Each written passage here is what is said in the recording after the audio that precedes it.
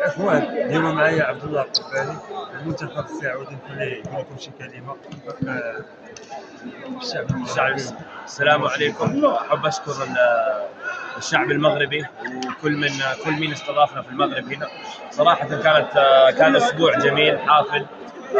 ما راح يتنسى هذا الاسبوع غادي يعني نتذكره وغادي يترسخ في ذهني كيما لو واحد نقش على الحجره، يعني ما غادي تنحى. يعطيكم الصحه كلكم على هذه الضيافه. ان شاء الله نتقابلوا المره الاخرى في نسخه ثانيه من كاس محمد السادس لكره القدم من كاس القاره.